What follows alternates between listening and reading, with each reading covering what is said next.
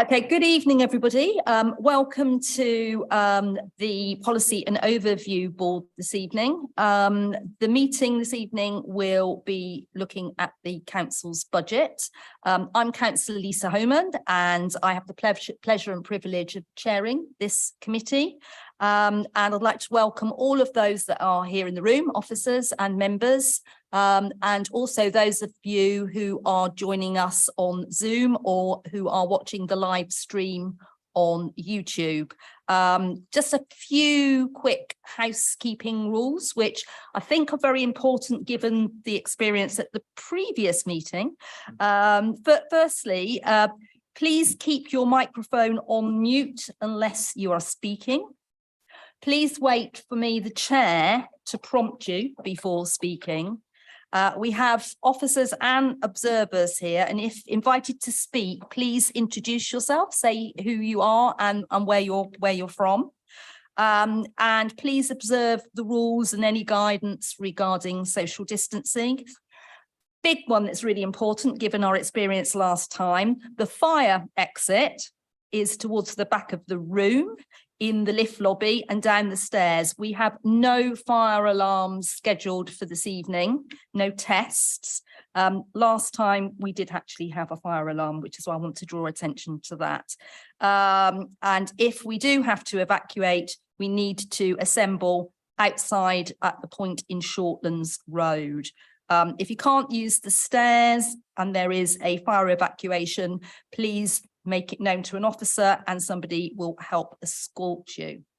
For anybody that's not aware, the toilets are also at the back on the right by the lift lobby.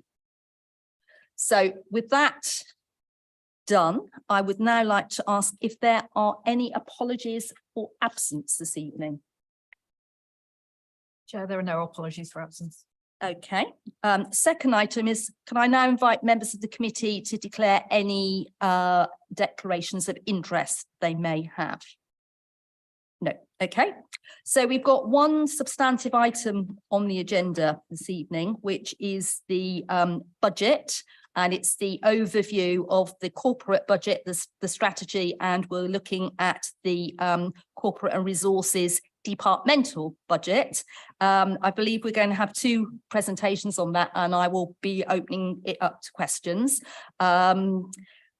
Previously, this budget would have gone to a different pack. It would have gone to the Finance and Corporate Resources joint pack, I think. So this is the first time it's come here.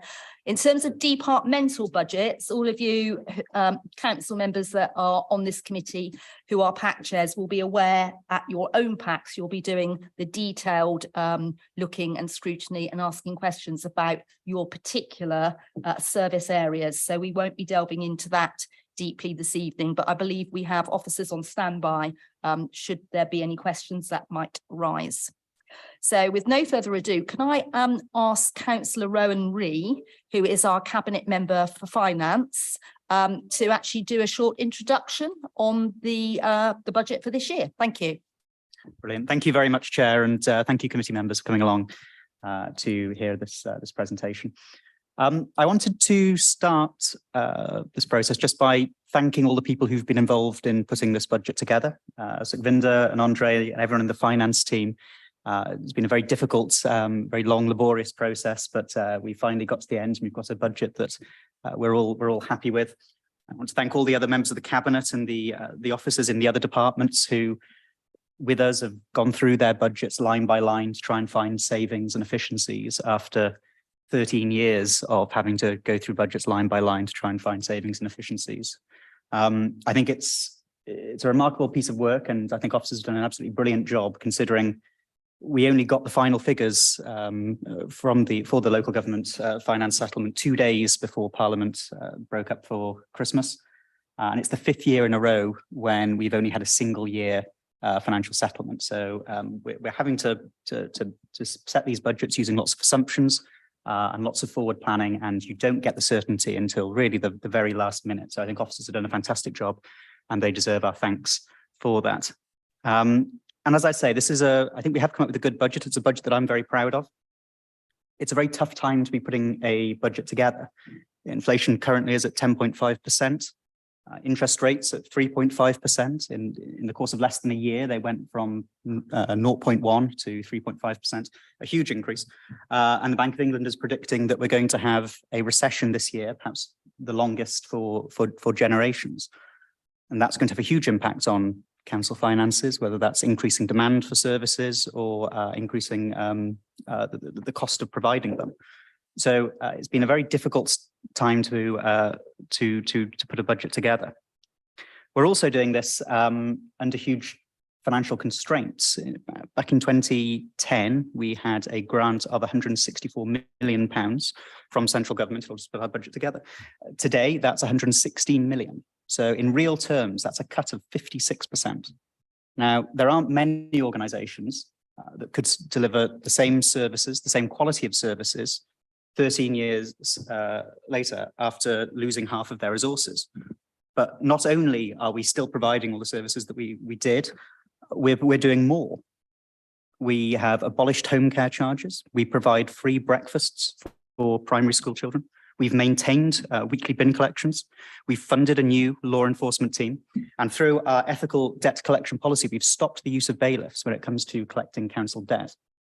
These are all things that we're very proud of. And I'm very pleased to say that as part of this budget, we've been able to protect those and all the frontline services that residents rely on. Now, the economic conditions aren't just difficult for councils. They're also, as we know, as you'll know from the correspondence you get from your residents, they're hugely difficult for everybody living in the borough. You know, prices are going up, bills are going up, food costs more. And we want to do all that we can to help people through the cost of living crisis. That's why, as part of this budget, we found nearly £1 million, nearly £1 million to support residents through a new ring-fenced cost of living fund. We'll be able to spend that money throughout the year, supporting residents in a number of different ways. And so that we've secured that protection for them, despite the difficult conditions that we're in. So I look forward to hearing your questions. I'm sure you'll enjoy the presentation you're about to hear from Sukhvinder, but that's just my short introduction. Thank you very much. Thank you, Councillor Ree. I believe we're now going to have a short presentation. Mr. Kelsey.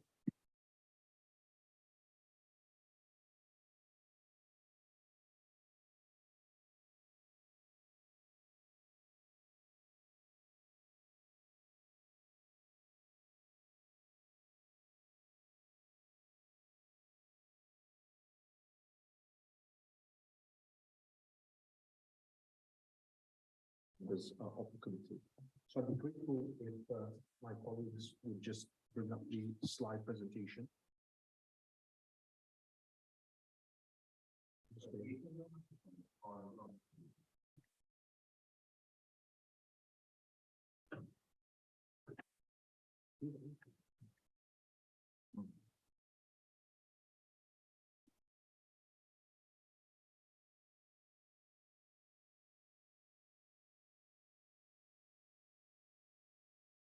Yeah, the green light was on there, but thank you very much for just one. Okay.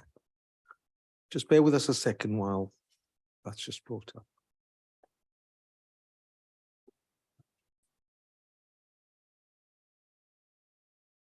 Okay, well, that's great. Thank you very much. So really, just to cover three brief areas for members of the committee, I want to just say a few more comments to what Councillor Ree has already said about our strategic operating environment, then say a little bit about the proposed strategy in our budget for 23-24, some of the key principles that we set to establish the budget for that next coming year, and then end a little bit in looking forward on the MTFS for 24-25. No sooner have we completed 23-24, we're looking ahead to future years. So just saying a few words about our strategic environment. There are some very complex factors that are affecting how we operate.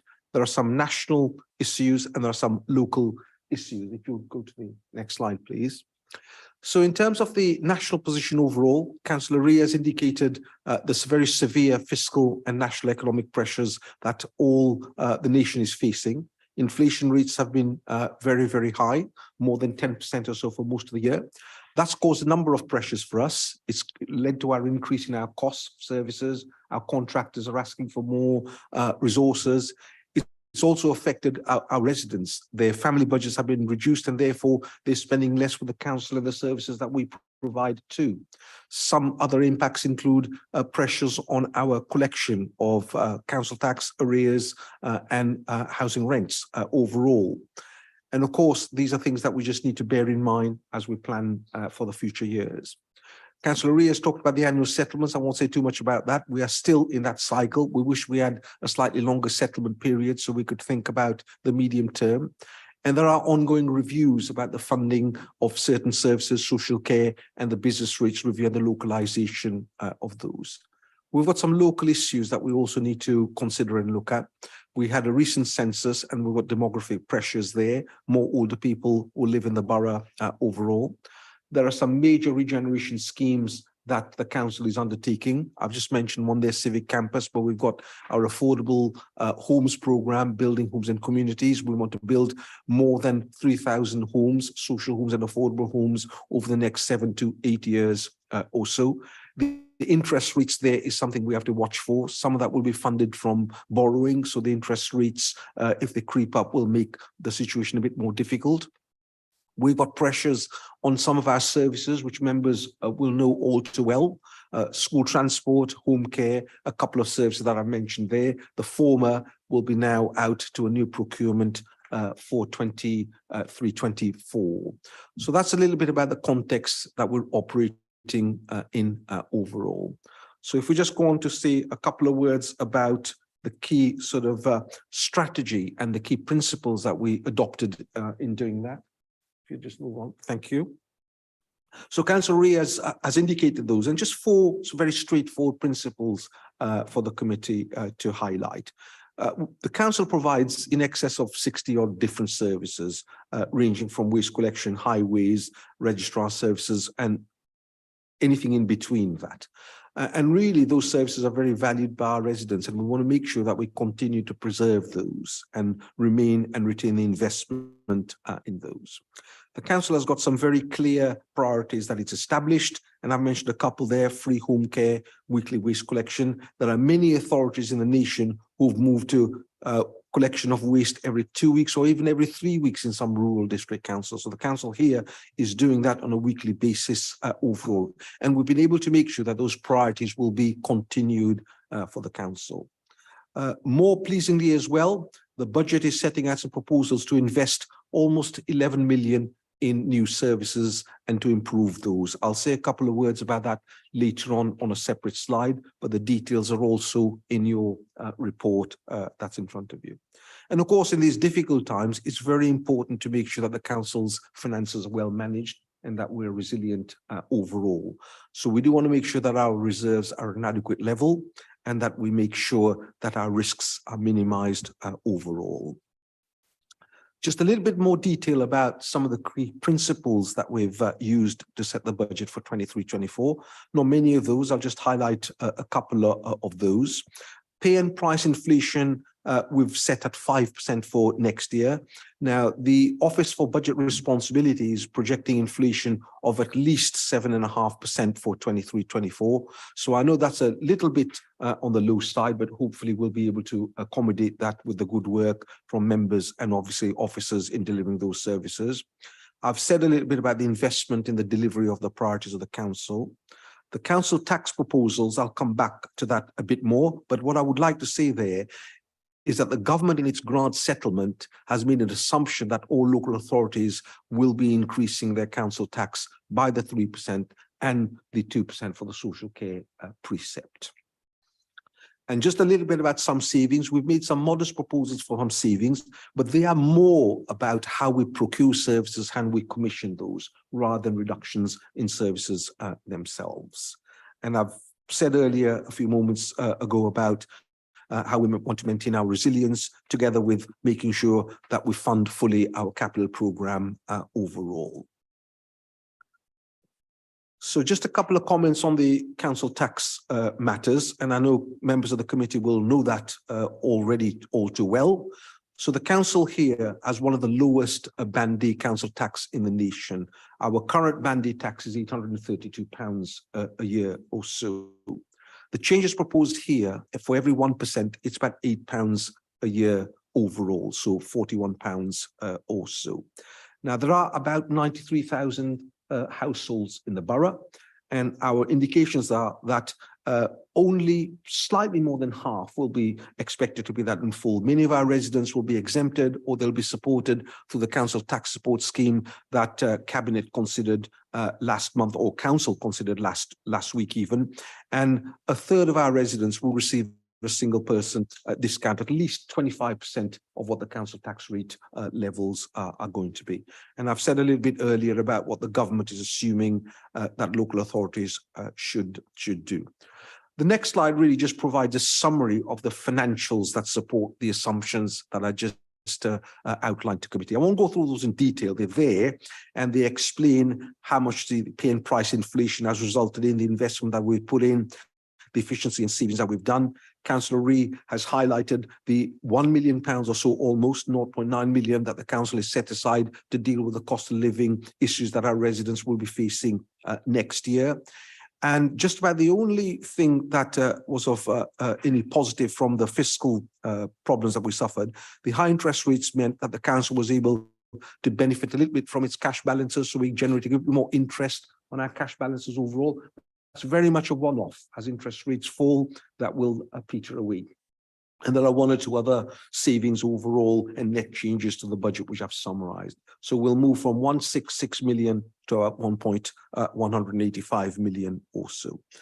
The next couple of slides really provide a summary of the savings that we're proposing. And I said those earlier. I'm not proposing, Chair, to go through those in detail. They're in the report. I'm happy to take any questions on those. But they are more about how we improve the commissioning and how we work with other providers and our partners in the borough, the NHS, private sector, and so on. But there are some other programs we're doing on awareness for waste collection. We're reducing the amount of tonnages that hopefully will generate overall, and procurement are other activities there. The investment that we put in, I'd just like to say a couple of words about that, if I may.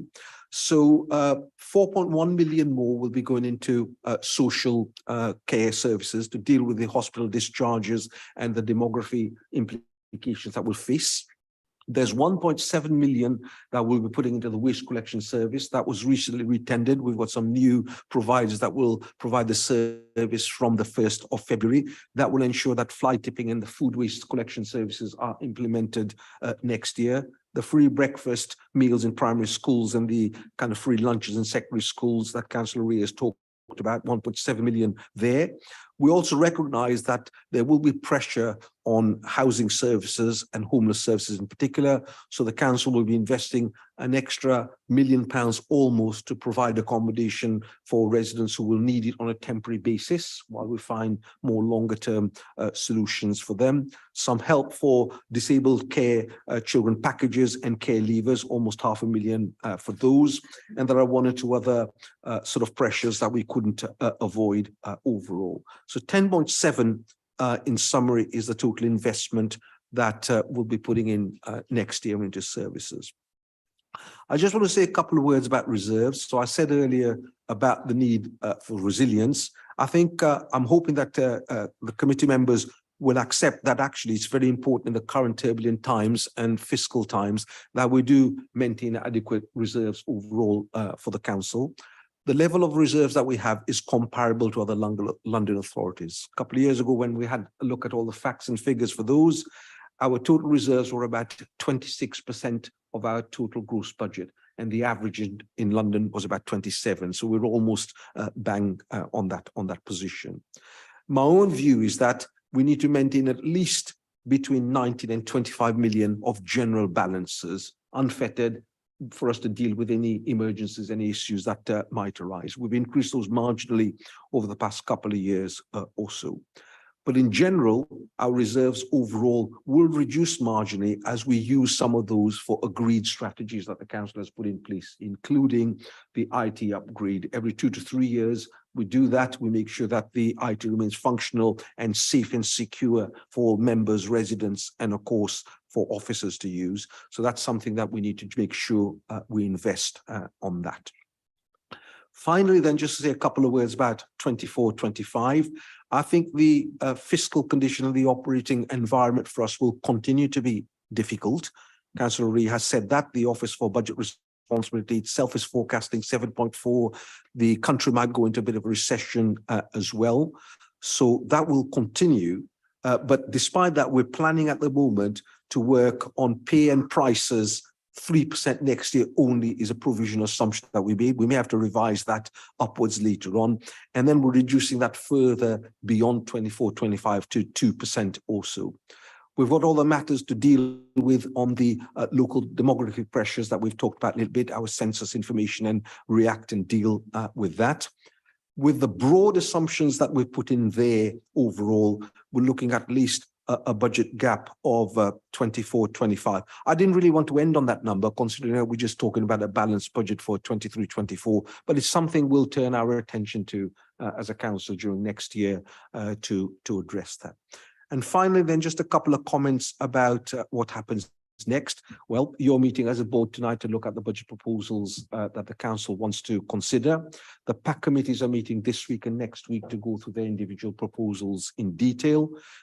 Cabinet will look at the proposals on the 6th of February, and of course there'll be a full council on the 23rd to go through and discuss all the budget proposals in detail. So with that, Chair, it's me done on that, and happy to be led by your good self. Thank you. I think we've had quite a lot of information there, so I'm going to open up this bit, I think, the meeting to questions or comments. Obviously, a lot of work has gone into this, as I think Councillor Ree acknowledged, and I think everybody on the committee will acknowledge that.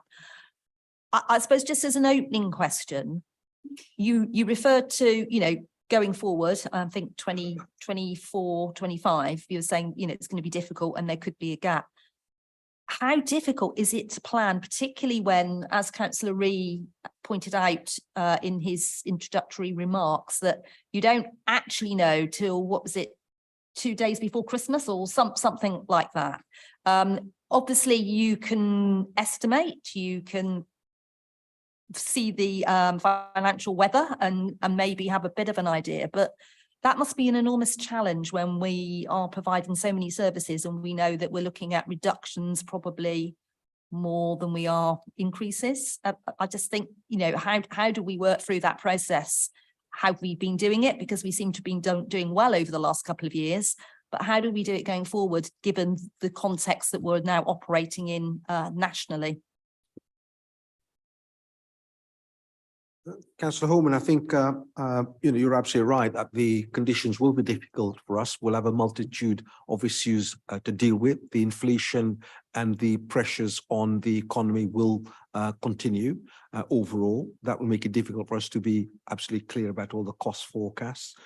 You've talked about the government settlement on the grant side. It would be helpful. The council, as expecting, and I think all local authorities have been expecting the government to move to a 3-year settlement, but they still haven't quite implemented that for now.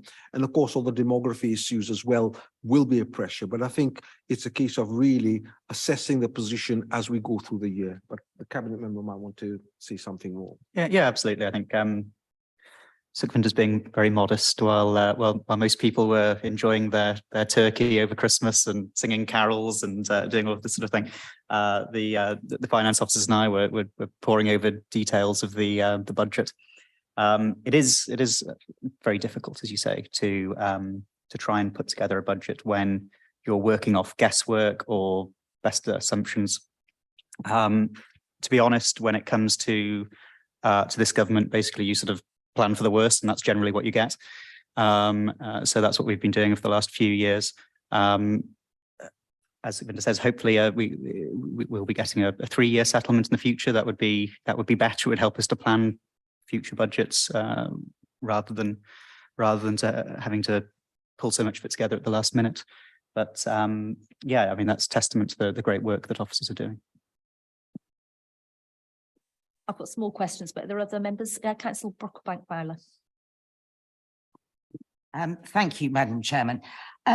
Could we just go through point 12 on page 20, please, of the pack, about the ring-fenced grants. You've put the amount that they've risen by, but what was the base figure and what is the new figure with that increase?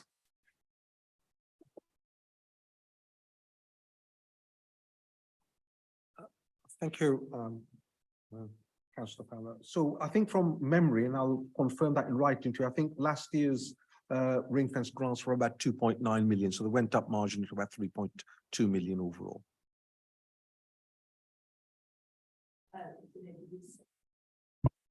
Sorry, it says are currently forecast to have increased by 3.245 million. So, but increase from what to what? That's. Sorry, Andre Mark, Head of Finance, Strategic Planning. So in terms of the ring fence grants, these are grants which sit outside of the local government finance settlement. So this would include the public health grant. This would include the homelessness prevention grant. And this year there was the announcements specifically around the adult social care discharge funding, as well as the slight change to the market sustainability and what used to be known as the fair cost of care fund.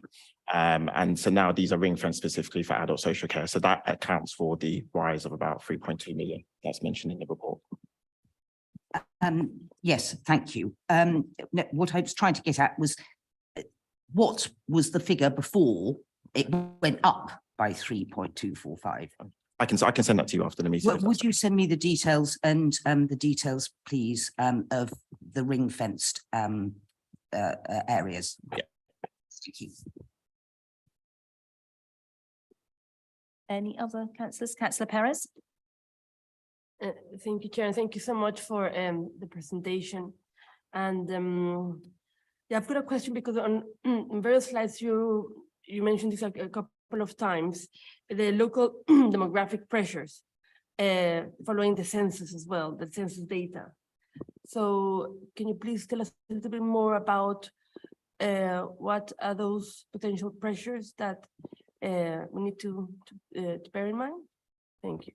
And are those pressures in particular parts of the borough, or are they just all over the borough?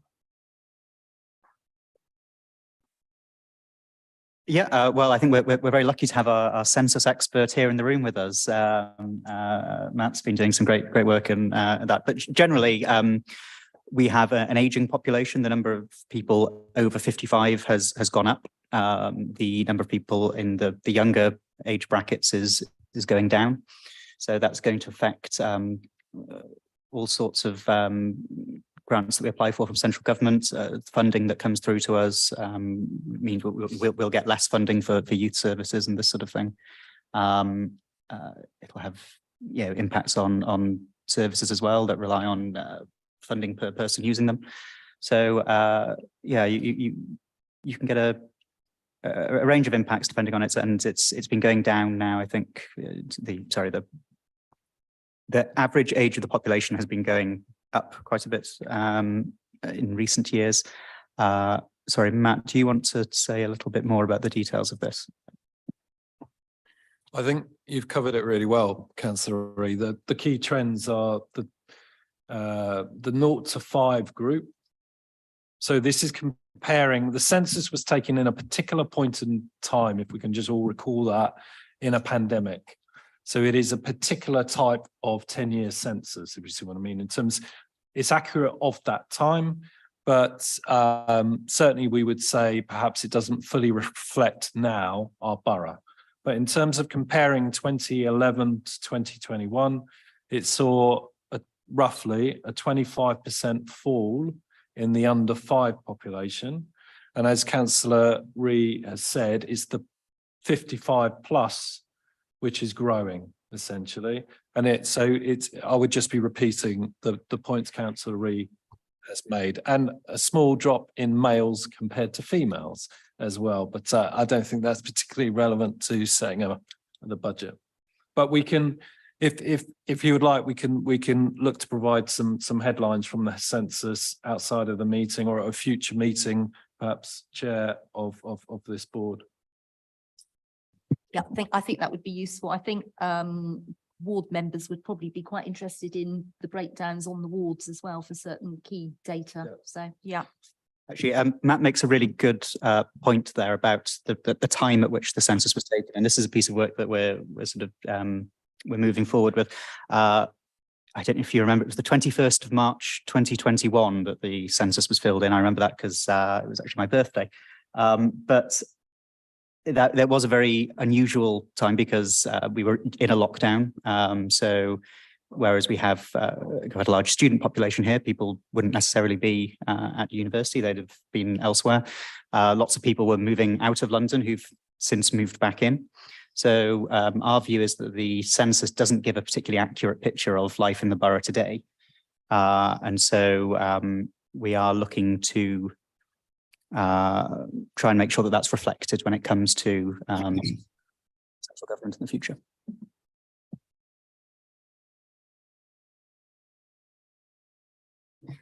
Hi, sorry, just on that note, because I know the ONS between from one census to the other, there's two sort of intermediate reports, and they say where they expect population to be. Are these taken into account by central government for budget, or is it just for census, well, for other sort of statistical purposes? It's quite a complex question, so it's difficult to provide an answer. So that is something that we're looking. There's a grouping of inner London boroughs that have, are in a similar position to us, raising concerns about the census and what it shows in the extent to which it represents our boroughs today. So there's a grouping of inner London boroughs. We're actually meeting tomorrow, and we are engaging London councils to exactly look at the point you're asking about: what population models inform government settlements, whether they be grants or the actual annual or 2-year main settlement. So that's something we're looking into at the moment, and it varies by funding stream, and it's incredible. Well, I'm sure you know, local government funding is incredibly complex. So we're exploring it now to try and give a bit of clarity to Councillor Rhea around that question. Councillor Salou, and then I'll come back to Councillor Brockbank-Fowler. Yeah, thank you. Just a question on the point that was made, and I can see it in the report, the point about reducing waste disposal tonnage. I don't know if you can provide more information on exactly, if you know, how that would involve, what that would involve, and what exactly it is. I can say a couple of comments about that. So the council is doing some awareness programs with our service providers to help residents understand how they can recycle more, how they can reduce the waste that they do. We're working with businesses to see how that can reduce the packaging or whatever else it might be on that. I think the council had put in place a pilot for the containerization and collection of recycling through the wheel bins. That's helped. The separation of the waste means there's more recycling that's happening. That overall reduces the cost that the council incurs in actually disposing of the waste. The differentials are quite stark. We pay about £160 or so a tonne for normal domestic waste and about £35 or so for recycling. So we want to encourage that, and that will allow us to both reduce those costs and improve our recycling rates overall. Certainly the recycling project and the pilot that the council sort of put in place increase those recycling rates considerably. Perfect, thank you. Councillor Brockbank-Fowler. Thank you, Madam Chairman. The extra spending entitled investment proposals is 10.7 million for this next year. Then we've got the 1 million cost of living fund, and we've got savings of 2.9 million pounds. How exactly does that work out that there's an extra 9 million pounds to spend this year?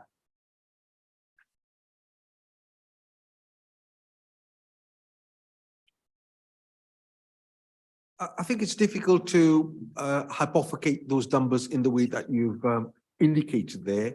I think overall, it's fair to say that 10.7, almost 11 million is going to be going into the reinvestment of the services as the table indicates, because the budget's been balanced by a number of other proposals as well. The extra income we're generating on our cash balances, there are other costs that have gone into the budget overall, and there's a mix of all those that result in that. I've tried to show in the slide there the various and separate components of that. I heard in your presentation that you're expecting 5 million in interest alone from the balances that exist already. So could you just be more specific as to where the other 5 million is coming from?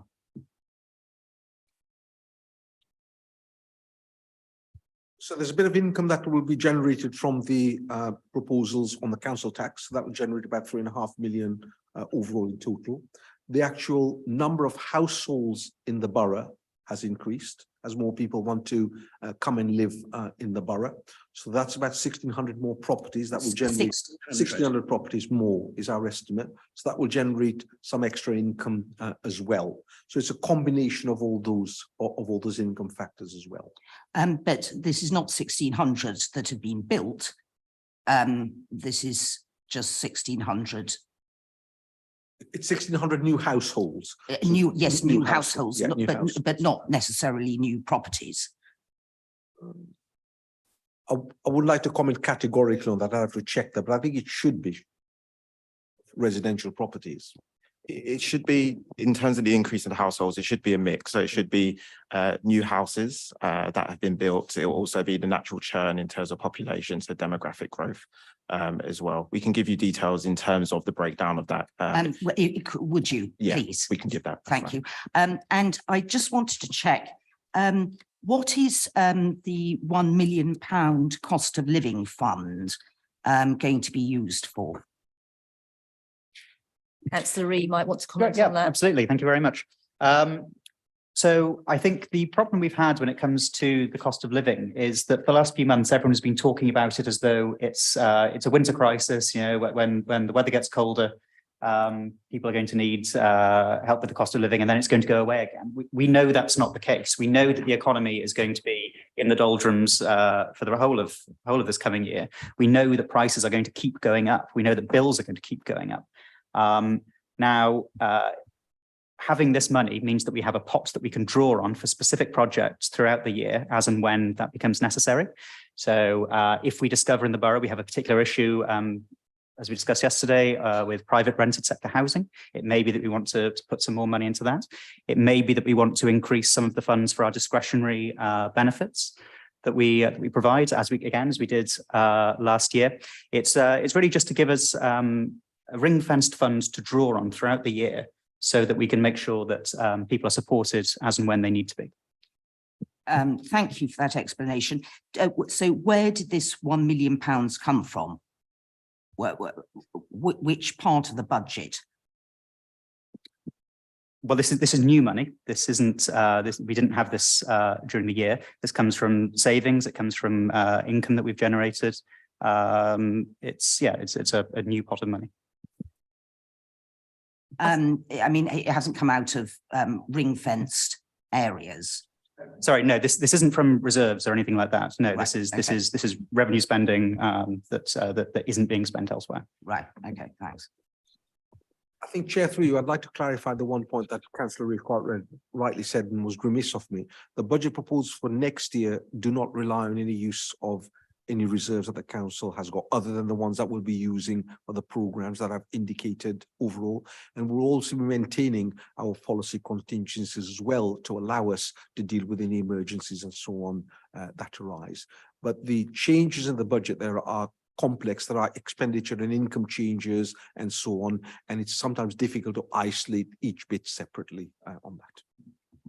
Thank you. I think just to comment on the cost of living money as well. We obviously at the last committee of this committee, we looked at cost of living, and it was clearly identifiable that there were things that we could be doing as a council which we need to support, and actually in the long term could be an invest to save project. So I think ring fencing that amount of money to work towards those goals is a positive thing.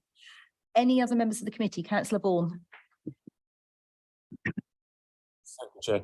Sorry, thank you for the presentation and also the report, which has got a lot of interesting stuff in it. I guess I won't go into the detailed stuff so much, given the fact that obviously we'll be discussing that at the pack that I chair, for example, on the departmental side next week.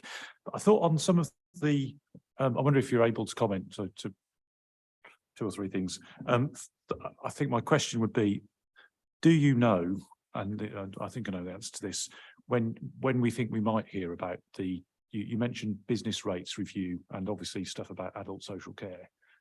I assume on the latter that we could be waiting forever to understand exactly when that might come through, but I wondered if there's any timing on which states was actually meant to happen. I should say as well, I was interested in, just by way of comment, so interested in your comments on those 2 reviews that you mentioned and whether there's any timing for them to happen.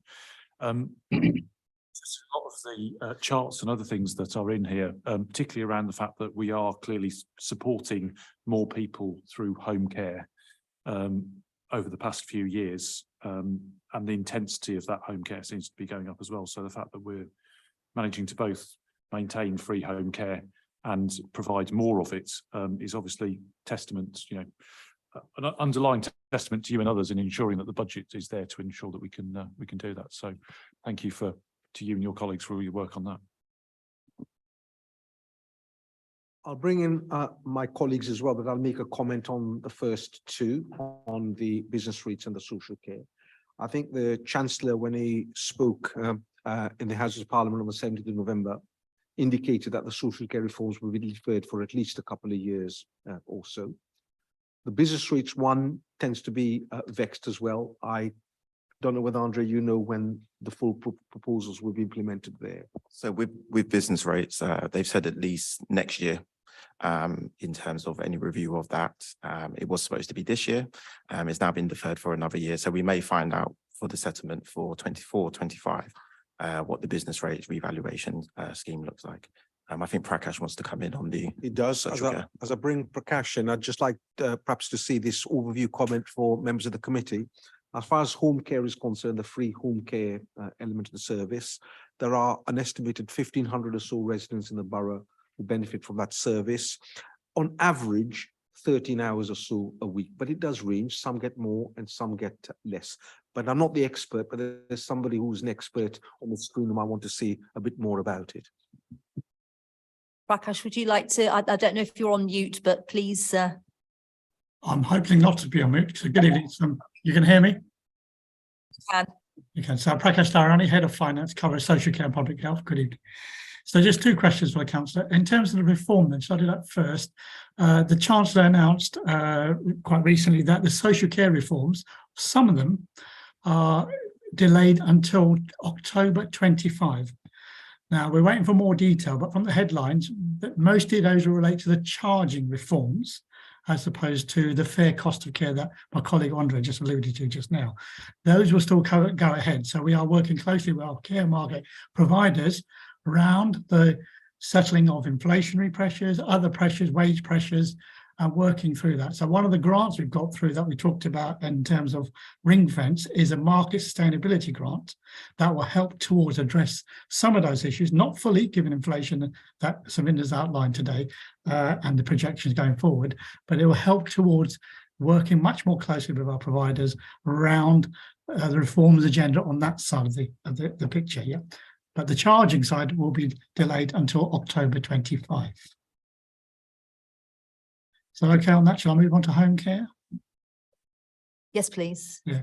So home care, you're quite rightly picked up. There's some nice trend data in the papers, Appendix 4, about the profile of the activity in social care in all main services, but home care has been the most increasing area of service. Yes, it's free in this council, and I think it's the only council in the land that provides that home care. So that's obviously a policy initiative, and we do our best to manage the budget year on year within that scenario. But we also been thankful for the council to make provision within the budget proposal year on year for growth investment. So Savinder's talked about 10.7 million across the council. 4 million of that, or just over, is coming to social care. Majority of that would go to care services, a lot of that in home care, to support the budget pressures. Thank you. Councillor Daly, I think you had your hand up. Thank you, Chair. I had a really similar question to Councillor Vaughan. I was hoping to kind of add it in. I want to just go back to business rates. Now, I appreciate the effect that sort of year and very short-term changes from government have been making, and we've had the housing and homelessness pack, and we talked then about what the caps, the effect that the caps have been having over the past few years. I really want to think about that industrial strategy that the administration has invested so heavily in, and what the freezing and reductions in business rates, and how they've affected how we might have been forecasting income. And then I also wanted to ask what future government finance reforms may be expected, and how might that impact budgets and long-term planning? I think one of the questions I had written down was about business rates as well. And obviously, under the current sort of financial conditions in the country, we are seeing a lot of businesses actually go out of business.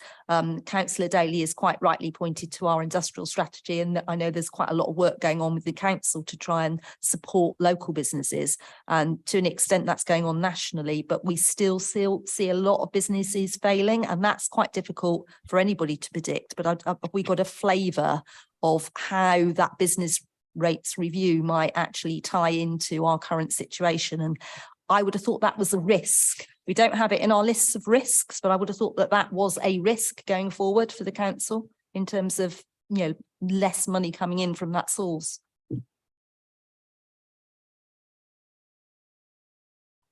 Just make a couple of overview comments, and perhaps Andre can also help. So the council traditionally takes a very cautious approach to budgeting for business rates income. We always budget at the safety net position overall. We recognise that there are difficulties that you've outlined there about businesses and so on, and the impact for that. But the council, I think, generates more in business rates to the national pot that it receives back overall. So hopefully we'll be protected a little bit from some of those pressures. But it's something that we will need to monitor and keep an eye on very carefully. And thank you for pointing that out. So it's something we'll rectify and put in our financial planning scenario too. Andre, I don't know whether you want to say a bit more detail to Councillor Daly's query. I think in terms of the business rates, like Savinda outlined, in terms of our financial planning, we do budget at the safety net, which means that any collection that was below that safety net level, we would effectively be protected from. So we wouldn't see an impact in terms of the council's budget by way of that safety net. It's a technical adjustment, I guess, in some senses, where you go above and below the safety net and you have tariffs as well. And in terms of what the government has outlined, they've given compensation. So there's been compensation announced for the business rates freeze in terms of the multiplier. So that has, for the second year, I think, in a row, that has happened in lieu of the announcements about the reform that's going to take place in future years. I think it's a valid point that's made about the risks in terms of the business rates. Like I said, because of the safety net, it does allow a certain level of certainty in terms of the way that we budget plan, but it doesn't mean that in future years, for instance, the collection rate, the impact of post-COVID, how the collection rate of the business rates might be impacted, and our share of that and what that means in future for that. So yes, it's definitely one that we can, in terms of the risk profile, we can certainly highlight more. Thank you. There's clearly so many challenges in trying to forecast anything further than a year, really, and again recognise that from the budget. Thank you so much for that answer. Councillor Trey. Thank you. Hopefully it's relevant, my question, but what possibly Prakash might have the answer to this too. But what challenges do you see with recruitment and retention of people, of staff? Because what I've seen throughout basically the last couple of years since Brexit particularly is the sort of worrying lack of staff, and I imagine home care is particularly suffering, and what the projection is in terms of recruitment and retention, and whether that's going to be a costly business. Okay, who wants to take that one up? Chair, through you, invite Prakash to say a bit more detail about that, because he's involved with the reprocurement of the service and he will know the service providers who are Certainly. involved with the services. So in terms of the question, it's absolutely spot on in terms of the difficulties of retaining and recruiting care workers, generally not just in Hammersmith, across, I would say, particularly in the London region. That goes obviously for NHS staff as well, we work closely with too. They are one of the lowest paid. They're one of the lowest paid, even though we are a London Living Wage employer, and we have been paying London Living Wage. Now the contracts for home care are due for renewal and are actually out in the market now in terms of providers to come through, and the specification is quite detailed, and obviously our commissioners have worked with that and worked with cabinet member in terms of the process and so on and so forth around that. We are definitely looking at improving the measures, and part of the measures is also in workforce is a career opportunity kind of thing around that, so that's built into the specification. We're looking at obviously the pay rates kind of thing around that. We do anticipate the hourly rate to go up. We have not been out to the market for some time because of the long-term contracts we had previously around that. So that's not a secret, and there's a risk within the in the appendix of the table that flags that up to some extent. But we'll be looking at recruitment and improving the quality of home care provided, which will then retain the staff. Because a lot of the comments we do get back from residents who use these services is the continuity of the carer as well, kind of thing around that, and to have, you know, as much consistency as possible. So lots of those points have been addressed in the procurement strategy. The tenders are not due back yet for the time being, but that will be definitely areas that we will be looking at very heavily and discussing with the potential providers how they're going to manage that going forward. That's on home care. In our department, there are pockets of in our own in-house workforce, pockets of difficulties as well, kind of thing around that. But we have a policy where we try to have we try to recruit internally first. So we have a get-ahead policy in the council. So we try to do that as the best possible scenario. If not, then we will go out to the market. So, but it is a difficult market. We are, we're after the same staff ultimately. Okay, thank you. Yeah, can I say also thank you very much, and the presentation and reports have been brilliant. Thank you. Councillor Brockbank-Fowler. Thank you very much, Madam Chairman. On the same topic, has the number of council officers been decreasing over the last year?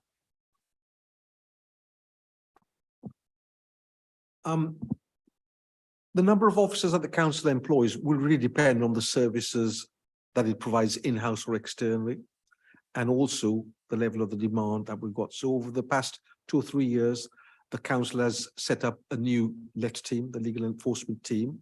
So that's increased the number of workforce that we've got. There are some other services that the council has brought in-house, facilities management, amongst 1 or 2 other things. So it'll be affected by a complex range of things, but there's been a marginal increase overall over the past couple of years to reflect those new services that the council has introduced and brought in as well. Would you very kindly send me an email with the detail of the last 3 or 4 years increase, please? Yes, and we'll try to explain the reasons, the factors for it as well. As I've explained a moment ago, Councillor Brockbank-Fowler, there will be changes, there will be services coming in and out as well, but we'll do our best to if you could, I'd be very grateful. Certainly the number of councillors has gone up this year. Okay, thank you. Following on along that, one of the other questions that I had about the report was about contractor inflation. And obviously we've just touched about that in terms of commissioning services in adult social care. And how are we trying to work through that as an issue? And I think what Councillor Brockbank Fowler has just mentioned is quite rightly, some services have come back in. So it's not necessarily always a like for like, because we will have had contractors doing some jobs. Now they're being directly and vice versa. So I think that is quite, a clear line of delineation that we need to make in terms of information that we give out. But I do think contractors, I think all of us as councillors have experienced contractors are struggling with staffing, etc. as well. So I just wondered if we see that as a risk, and I think that's probably my final point at the moment. But Councillor Holman, you're right that the current business operating environment is putting pressure all round on public services and our contractors, but we are liaising with them and working very closely with them to ensure that the right level of resources are going into the services, minimising the cost increases wherever we can, and that the contracts are resourced appropriately to deliver the services that they have been engaged to do. It's not easy, but we will monitor the position and report back on any issues that cause us concern. Sorry, could I just Councillor Ree wanted to come in on that. Thank you very much. So before I was doing this role as the cabinet member for finance, I chaired the Public Services Reform Committee. One of the things that we looked at regularly there was the number of agency staff that the council is hiring. So obviously you pay a premium for agency staff. They may not be there for as long a period, so they don't get to take advantage of the institutional memory of the council, and they may move on and do other things. Over the year or so that I was chairing that committee, I think we managed to halve the number of agency staff. I couldn't comment on the current position, but there has been, in recent years, a marked decrease in the number of agency staff, with more staff moving into working full time permanently for the council. And so I think we'd all agree that's probably a better situation to be in, and that will have had an impact on wage bills and on service delivery as well. And perhaps that could be something that's in the information that's circulated in response to the original question. That would be useful, I think, for all committee members. Yes, we can do that. Okay. That's kind of covers, I think, the big corporate strategic part of the meeting. I'm going to invite Mr. Pygram now to just give us a short presentation on the actual corporate resources situation, because I know you're looking at the budgets for things we do like elections and that sort of thing. So if you could just talk us through that, that would be much appreciated. Great, thank you very much. I've got a presentation to bring up. So my name's Alex Pygram. I'm the head of finance for corporate services. So I'm going to give you a brief overview of the proposed 23-24 budgets for corporate services and the changes we're making to them. I'm also going to highlight some successes and some risks and opportunities in those areas as well. So included in corporate services are finance and resources directorates, and they're home to many of our back office functions: finance, HR, legal, IT, to name a few, which I will show you in a table very shortly. So we've got a total expenditure budget for these services of 34.3 million, which is roughly about 6% of the council's total. If you subtract the income associated with those, you get to the net budget that we presented there of 25.7 million. About 65% of that is staffing expenditure. So we support 351 budgeted FTEs in this area. And the income I've talked about there, there's some three sort of really big bits in there. We've got our legal recharges that are distributed across the council. We've also got our 2.4 million of digital advertising income. And there's 1.7 million of coroners and mortuaries income that's from our shared partnership with a number of other local authorities. We'll move on, also recent successes on there. So back one. So our recent successes, I just wanted to flag to you A few of the successes that we've enjoyed in this department, give you a flavour of what goes on behind the scenes in the council. The first one I put on there is our Hello Hybrid Future programme. So this is transforming the way we work, facilitating hybrid working, giving our staff the flexibility to work on the move, spend more time with residents, and have a purposeful presence in the office, as well as delivering some savings through the reduction in our leased offices space. We've got our finance team who we've delivered 400k in savings in recent years or in the previous year, and we've also realigned to better support the services that we look after, whilst trying to embrace new technology and data. We've got a business intelligence team led by Matt over there who continue to innovate and develop lots of new products across the council, giving data to children's, adults and so on. We've got an elections team that successfully ran the May local elections and have kept within budget. Digital services also managed to operate within budget, supporting us all with the IT kit we need and the applications and software, while safeguarding and protecting our data as well. And the final one I put on here is about our apprenticeships that are run by our Transformation, Talent and Inclusion programme. So we've got 41 apprentices in the council, and we've got over 60 internal employees doing apprenticeship studying as well. So if I move on to the budget summary. On the next slide, we've set out a table showing you the expenditure and income for the different services. Could just move on. I think we need the next slide. Thank you. Thank you. So we've set out the main services there with their expenditure and their associated income and that net budget of 25.6 million I mentioned. I won't go through them all. I just pick up digital at the top there. You can see that's the biggest area there. 12.6 million budget, of which about 5 million is staffing and 7 million contracts, which I'm going to come back to in a little bit. Going to move on to the savings, growth and inflation, because these are the main changes that we're seeing affect these budgets. So if we could move on to the next slide. So we've proposed a modest 20k of savings. We have actually delivered over 1.4 million in the last 2 years. So these are budgets that have undergone a lot of change, a lot of recent change. So I've only taken the 20k out this year, but we do have proposals that we're already working on for 24, 25. So our mind is already focused on that future year. We have applied growth in this area. So we've got investment of 691,000, which is proposed for 23-24. That includes funding for audit fee increases, which are outside of our control. We've got some democratic and governance cost investment, counter fraud resources, and we've got budget to allow the realignment of our digital income targets, which have been affected by the pandemic and market rates decreasing.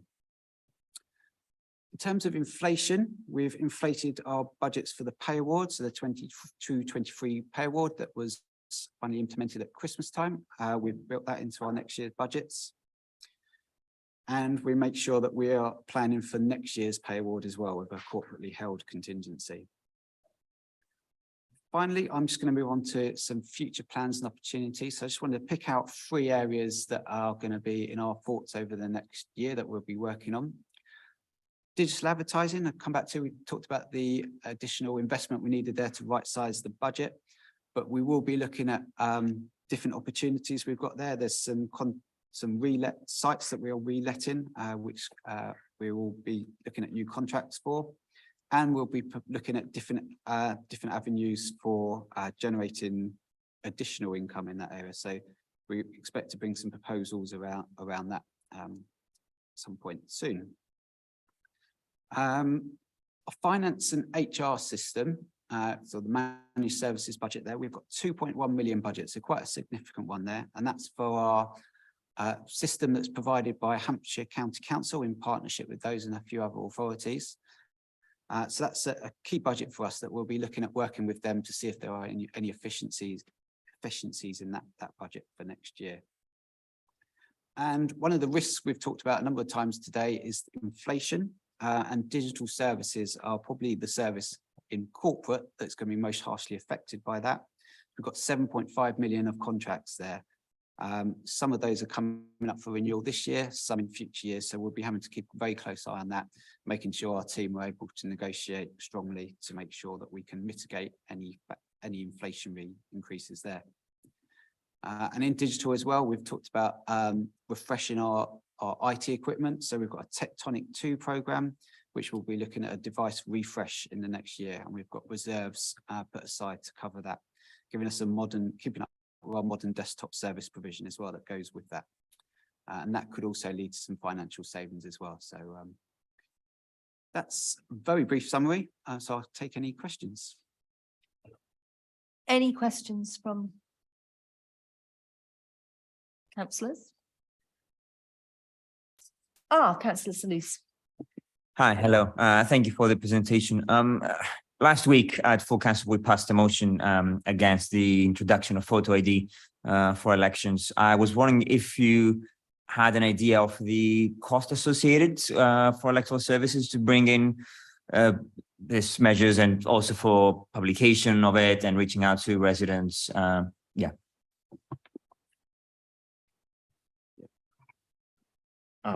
At this stage, it's still somewhat of a quantified unknown. We just know about the proposals that have been outlined in terms of that.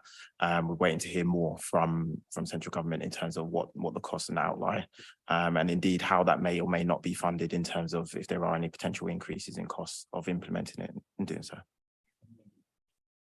Yeah, if I could just come in on that as well.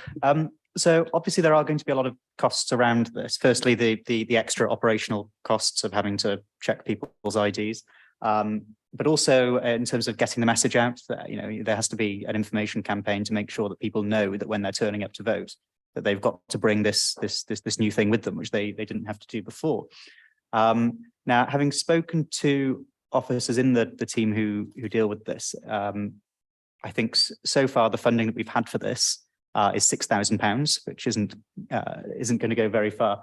But also a lot of the funding for this will be, we have to spend the money first and then try and claim it back from central government.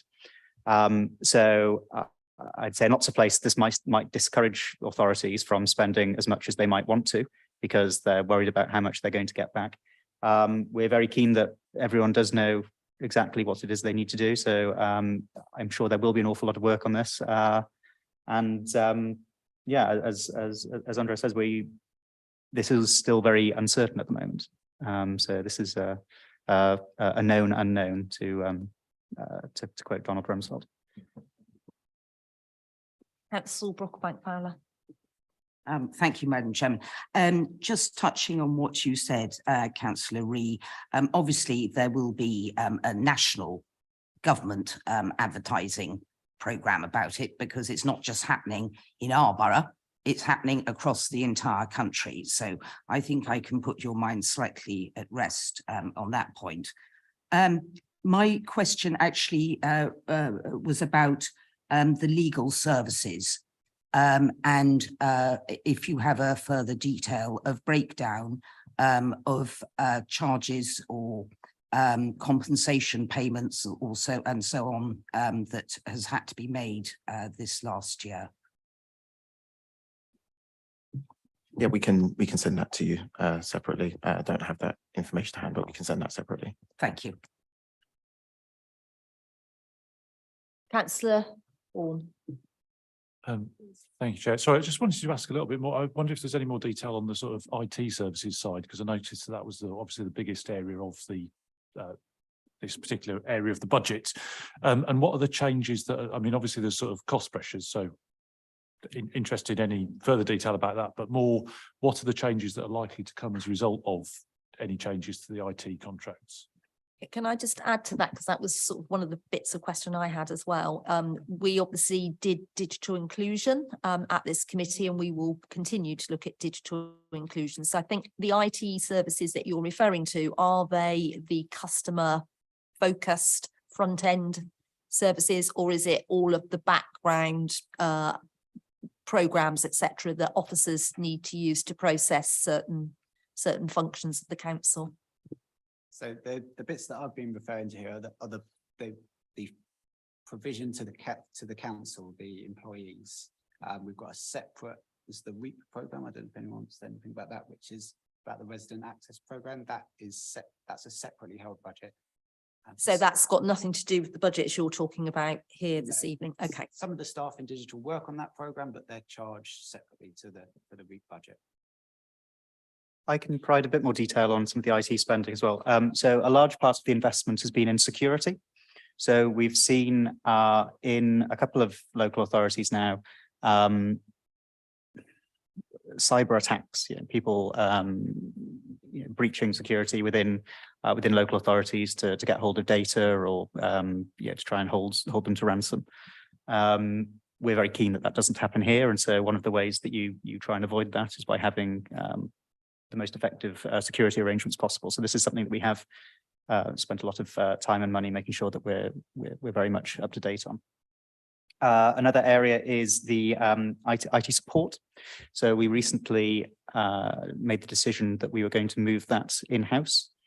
So again, touching on some of the issues we spoke about earlier about lowering costs, but also we think that will give us a more effective service as well.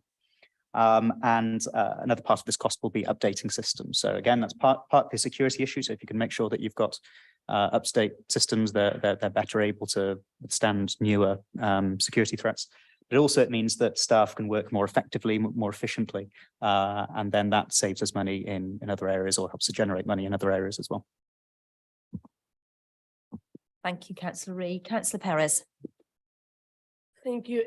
With all this hybrid mode of working right now and everyone embracing all these new technologies, are we making as well some savings in terms of the IT opportunities that are currently presented and the ones that we want to invest in going forward?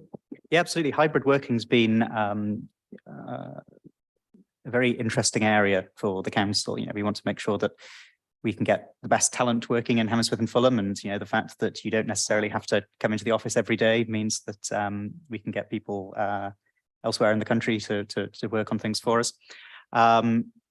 You'll notice that we're now down to one floor here in Shortlands. That's because we have people working from home, so we don't need to hire out the floor above. So that saved us money as well. When it comes to the new civic campus, that's been built with the idea that it won't have 100% of people in the office from 9 to 5, Monday to Friday. That means that we can use that space for other things, whether it's generating revenue, whether it's providing new services. But yeah, hybrid working has been a big change, and it's one that all organizations are having to grapple with. I think for us, we've been able to utilize that very well. Councillor Holman, through you, may I make a general observation about the last bit of the discussion? The council is a very complex organisation. We are involved in a whole wide range of service delivery, income collection, making payments to our residents and so on. That investment of 12 million, as Alex has indicated, there is a combination of our internal team and the external contractors that we have to deliver those systems that the council runs. Now, overall, our spend is probably no more than about 3% or so of our total budget in net terms. That is probably slightly as average across the benchmark, across the industry. But I think the other point I would like to emphasize is what Councillor Ree has said about the safety aspects of the security of our systems.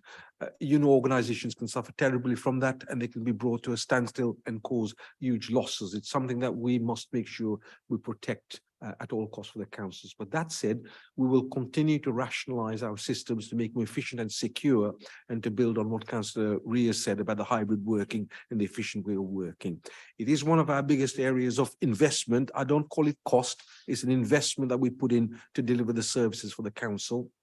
But we will continue to look at that to make sure that it provides the best value for money and the most modern systems for our residents to work with the council. And the REAP programme will do that too. Thank you. Any further questions? Okay, thank you for that. I think I would like to reiterate quite a number of the comments that many members of the committee have made about the hard work that has gone into putting together this budget. So thank you to everybody involved, and Councillor Ree, thank you for painstaking reading it over your turkey is what I understood to be the case. I think that might be a little bit of artistic license, but it's excellent. Thank you for your hard work. I mean, I've noted really that having a 3-year plan would probably be really helpful to councils, and I think probably the committee would endorse that is the way forward. But obviously we are in difficult times both nationally and locally, so whether that comes anytime soon is another matter. But I think we would feel quite strongly that that would be helpful. There are a number of concerns I think that were raised around business rates and uncertainty around that, and I think it's welcome what we're trying to do in terms of cost of living, and it's certainly something that this board is looking at, and we are working on policy-wise in the council, and we will continue to do so, and it will come back there. I neglected, I think, to actually agree the minutes at the beginning of the meeting, which had quite a lot of information and actions in relation to the cost of living, which we will come back to next time. I've also made a number of notes about digital. Again, that's something very strategic that we've looked at this board, and we will continue to look at it and continue to work with officers and councillors at cabinet level to make sure that we implement proper digital strategies so that our residents can access us fairly and easily. But if they can't access, we're available to assist. So I think there's a whole load of themes that are coming out of the budget, which this committee has looked at or are thinking about looking at. And I think one of the other things which quite a few people have touched on is the recruitment and retention of staff, how we do that, and what our staffing profile looks like. So we heard from Councillor Ree about, you know, we've cut down on agency staff. We know that some have moved in-house. We know that some have moved to contractors and vice versa. So I think that's quite an interesting area to perhaps take a look at future as well. There were a number of other things came out about the data from the census. And I think that ward councillors and councillors generally would be interested in having that information. So I think that would be an action going forward. And we're all waiting with the bated breath about the new election identification, I think. So let's hope that we do get sufficient money to advertise and make sure that we maximise participation locally. So it's kind of, I think, most of the points that people have made. So I'd like to thank the committee for that. Thank you very much.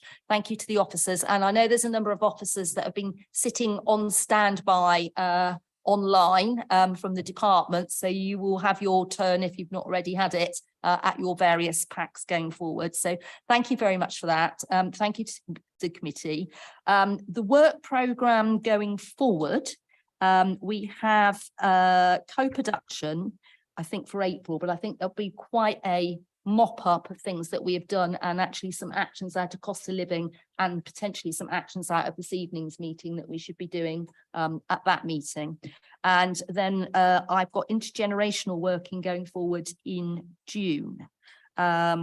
So could I just ask people, going back to the minutes, because I don't think I actually agreed them. Is everybody happy to note the minutes from the previous meeting? I think there was a distraction with getting people online at the time, so we didn't do them. Could I ask the committee if you're happy to note them? Yeah, okay, thank you very much. And just to remind you that the date of the next meeting is Monday, the 24th of April. And thank you everybody for bearing with us, because it's not as cold as it has been, but it is still quite cold in here this evening. So thank you very much. Thank you very much.